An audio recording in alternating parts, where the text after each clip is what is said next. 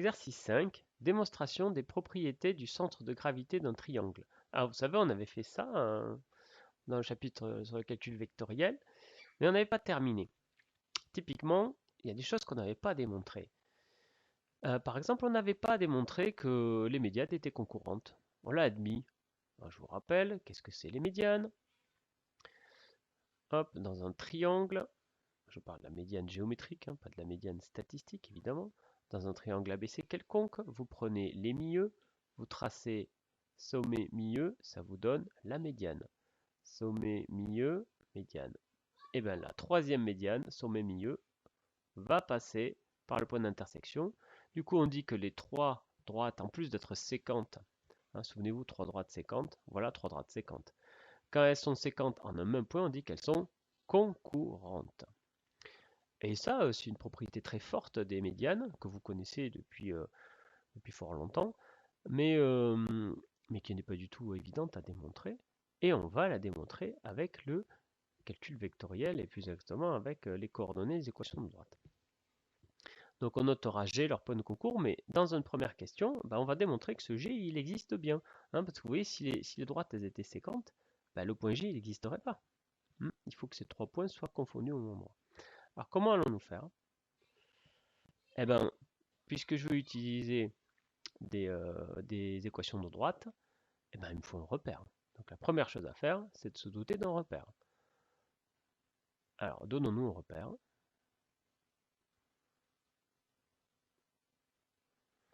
Et vu la tête du triangle, ce repère, il sera quelconque. Alors, qu'est-ce qu'on choisit? Alors déjà, je vais donner des noms là. Alors, je vais leur donner les noms classiques. A', c'est le milieu opposé à A. B', le milieu opposé à B. C', le milieu opposé à C. Je vais faire un petit dessin dégoûtant, justement pour vous prouver qu'il n'y a pas du tout besoin d'avoir un beau dessin. Bon, je vais prendre A. Donc je me place en A. Axe des abscisses, AB. Vecteur AB. Vecteur des ordonnées, AC. C'est très déstabilisant, et c'est justement le but de cet exercice. Vous voyez, on va faire de la géométrie avec un repère quelconque, et vous allez voir que ça tombe bien. La seule chose qu'on n'a pas le droit de faire dans un repère quelconque, c'est de calculer des distances. Ça tombe bien, j'ai pas besoin de calculer les distances. Moi, j'ai juste besoin de calculer des intersections, ce que je suis capable de faire. Alors, l'astuce, ça va être de déterminer tout simplement les équations des trois médianes, puisque ce sont des droites, les équations des trois médianes, de calculer leur intersection, calculer l'intersection de 2 et vérifier que cette intersection, c'est bien un point de la troisième. Et j'aurais bien trouvé ça. Alors avant tout cela, d'abord on vient de se donner un nouveau. La première chose à faire quand on se donne un repère, c'est de déterminer les coordonnées des points du repère. Donc A, par définition, c'est l'origine, donc 0, 0. Le vecteur AB, par définition, puisque c'est le vecteur des abscisses, c'est 1, 0. Et le vecteur AC, par définition, puisque c'est le vecteur des ordonnées, c'est 0, 1. Alors maintenant, on peut immédiatement conclure B.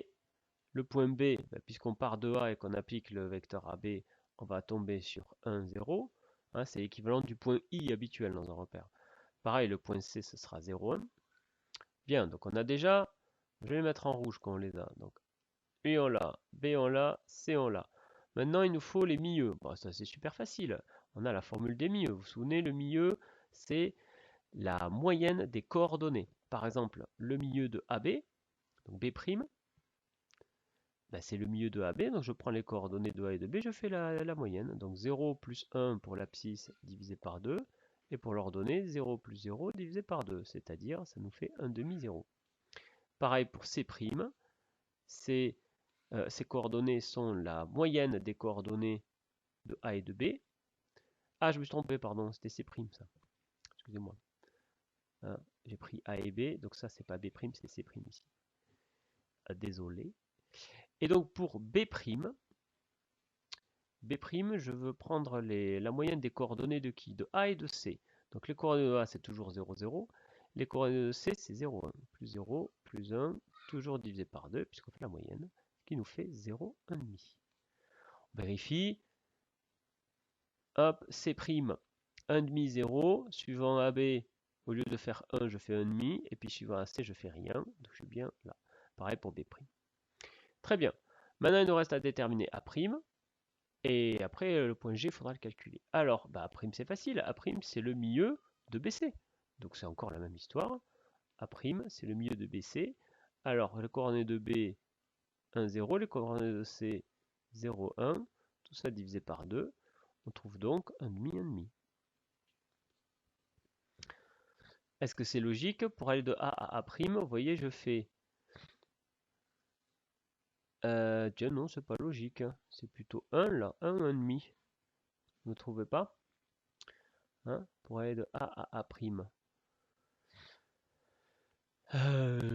J'avance, parce que si c'était 1,5, 1,5, j'avancerais, j'irais à C', puis après j'avancerai de la moitié. Ah non, c'est bien ça, non, non, non, c'est moi qui délire, regardez. J'avance de 1,5, puis après j'avance de cette longueur, de 1,5, j'arrive bien après. Autant pour moi. Bon, ok, on a tous les points, maintenant on va pouvoir déterminer. Déterminons les équations des droites. Alors, donc il faut les médianes. Donc les médianes, qui sont-elles? A', BB' et CC'.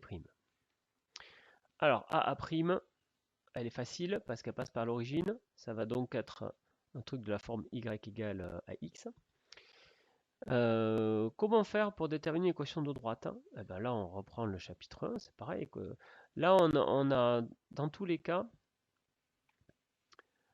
on va pas avoir d'équation verticale, hein, puisque pour avoir des équations verticales, pour avoir des droites verticales, excusez-moi, des droites verticales, ici l'axe vertical, c'est l'axe des ordonnées, hein, c'est AC. Donc, ni AA', ni BB', ni CC' ne sont parallèles à AC. Or, aucune de ces droites, de ces trois droites, ces trois médianes, hein, n'est parallèle à l'axe des ordonnées. Donc, elles ont toutes une équation de la forme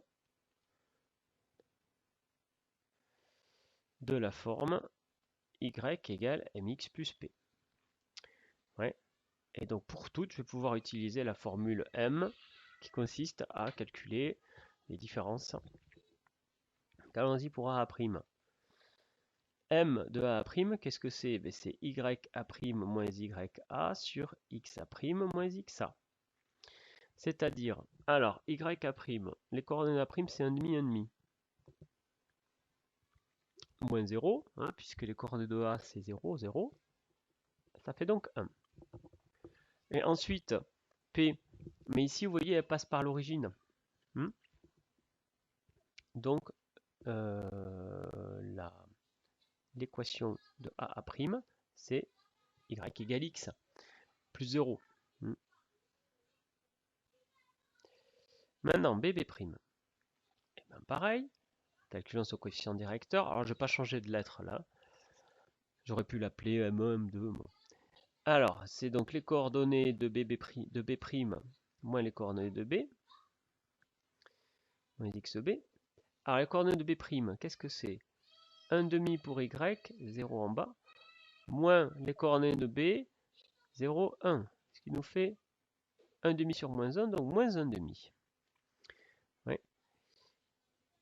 Donc, alors là, je ne pouvais pas pouvoir conclure tout de suite, parce que BB' ne passe pas par l'origine. Donc il faut trouver l'ordonnée à l'origine de BB'. Alors, pas le choix, on va remplacer l'équation par B ou par B'. Alors là, pour l'instant, ce qu'on sait, c'est qu'on a déterminé son coefficient directeur. Au fait, on a trouvé un coefficient directeur égal à moins 1,5. Est-ce que ça a du sens? Ça veut dire qu'elle descend la droite. C'est-à-dire que quand j'avance suivant AB, je descends suivant AC. Donc effectivement, quand je vais dans ce sens, regardez, le point, il descend. Bon, voilà, on ne peut pas faire mieux. Hein. Alors, donc ça veut dire que l'équation de BB', est de la forme y égale moins 1,5 de x plus p. Maintenant, il faut déterminer p. Allons-y. Je vais prendre b. Alors b, c'est quoi? C'est le point B, il appartient à ça. Hein, Or, B appartient à BB'. Donc, YB est égal à moins 1,5 fois XB plus P. C'est-à-dire, YB c'est 0. Et XB c'est 1. Égale moins 1,5 plus P. Ça signifie donc que P est égal à 1,5. Conclusion, l'équation de BB', au final, je vais l'écrire ici, l'équation de BB', c'est Y égale moins 1,5 de X plus 1,5. Et voilà mon équation. À présent, CC'. CC'. Alors, M égale YC' moins YC sur XC' moins XC. Alors, YC', C', il est où? 1,5, 0. Donc 0, 1,5. Moins C, 0, 1. 1, 0. Qui nous fait moins 1 sur 1,5, qui nous fait moins 2. Donc là encore, CC', il a pour équation Y égale moins 2X. Je vais écrire les choses un petit peu mieux. CC' a pour équation Y égale moins 2X plus P. Donc ce P qu'on va trouver. Et comment on va le trouver? Mais avant de trouver, est-ce que ça a du sens? Ça descend moins 2, hein, donc elle doit descendre vite cette CC'. CC', regardez, elle descend beaucoup plus vite que BB'. Effectivement, quand je vais dans ce sens, hop, je fais ça. Donc je descends par rapport à AC. Oui, et elle descend beaucoup plus vite. Ça, c'était coefficient directeur 1,5, enfin moins 1,5, et là, moins 2. Ok, ça va, c'est légitime. Maintenant, il faut que, à l'aide des coordonnées de C, par exemple, hein, C, il appartient à CC', donc, égal moins 2XC plus P. C'est-à-dire Y de C, les coordonnées de C, 0, 1. 1 égale moins 2 fois 0 plus P. C'est-à-dire P égale 1. Donc ici, c'est plus 1.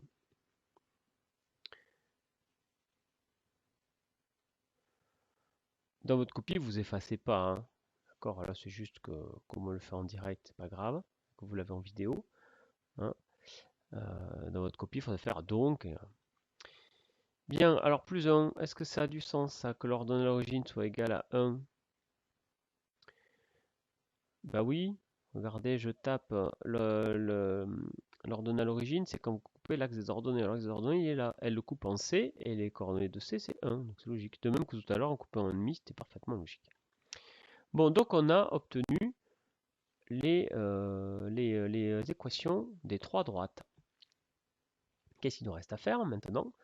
Eh bien, pour prouver qu'elles sont concurrentes, déjà je sais qu'elles sont séquentes puisqu'elles n'ont jamais les mêmes coefficients directeurs. Là, le coefficient directeur c'est 1, là moins 1,5, là moins 2. Donc toutes les trois elles sont séquentes, hein, ça c'est certain. La question c'est sont-elles concurrentes? Eh bien, je vais calculer le point d'intersection de ces deux premières par exemple. Et je vais vérifier qu'il appartient bien à celle-là. Et j'aurais bien prouvé qu'elles passent toutes les trois par le même point.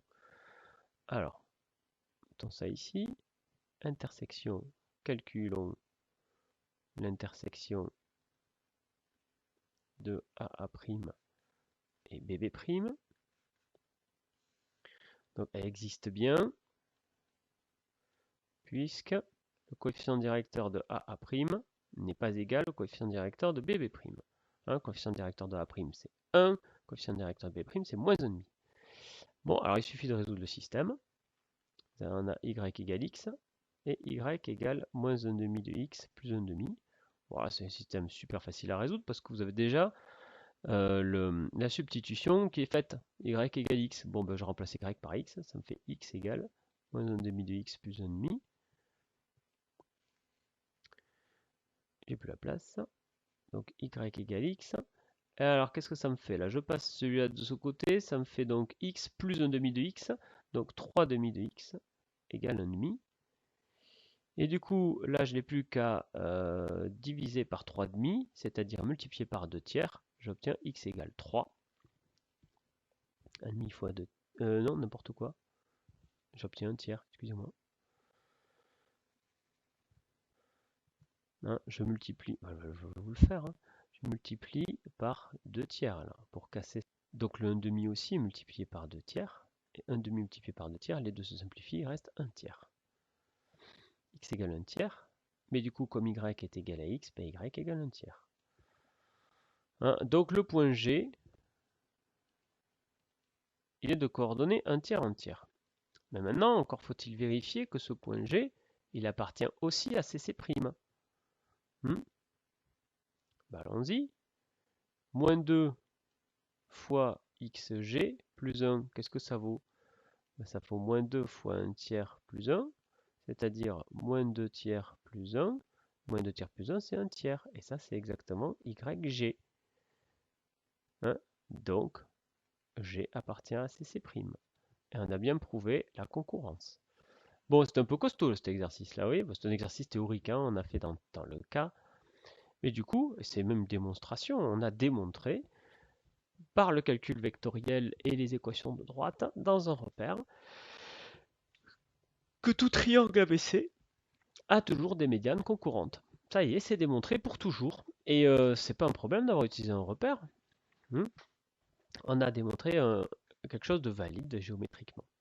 Ensuite, il s'agit de démontrer ça. Alors maintenant, ça va être du petit lait, ça, puisqu'on a les coordonnées de tous les points. Donc, on va avoir les coordonnées des vecteurs, on n'aura plus qu'à faire la somme. Alors, est-ce que je vais faire ça? Allez, ici, par exemple, petit 2. Alors, les coordonnées de GA, qu'est-ce que c'est? Ben, c'est les coordonnées de A moins les coordonnées de G. Les coordonnées de A, c'est 0, 0. Les coordonnées de G, on vient de voir que c'était 1 tiers, 1 tiers. Donc, le vecteur GA, il a pour coordonnées moins 1 tiers, moins 1 tiers. Le vecteur GB, donc coordonnées de B, moins coordonnées... Qu'est-ce que je fais? Oui, moins coordonnées de G. Alors, la coordonnée de B, qu'est-ce que c'est? Alors, c'est 0, 1 ou 1, 0. Vérifions, on ne va pas vous tromper. 1, 0. 1 moins 1 tiers, bah, ça fait 2 tiers. Moins 1 tiers.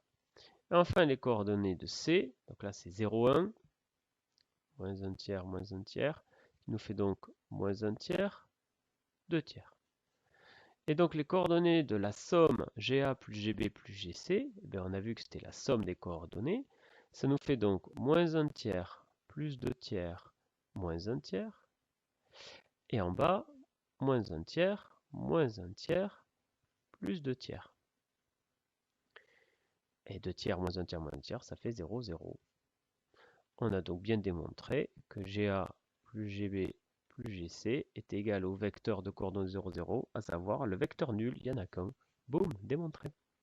Voilà, cette formule, on ne l'avait pas démontrée hein, au chapitre 2 ou 3, hein, chapitre 3, je ne sais plus, le chapitre sur les où on avait fait tout ça. Non, le vecteur, chapitre 7. Nous, on avait démontré en pointant et tout ça que le point G était aux 2 tiers.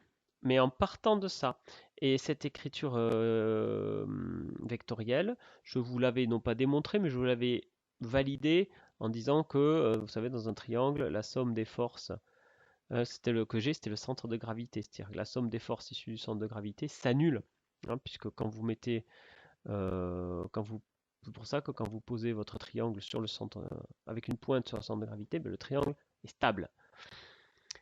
Bien, et bien là on va la démontrer mathématiquement. Et on a fini l'exercice.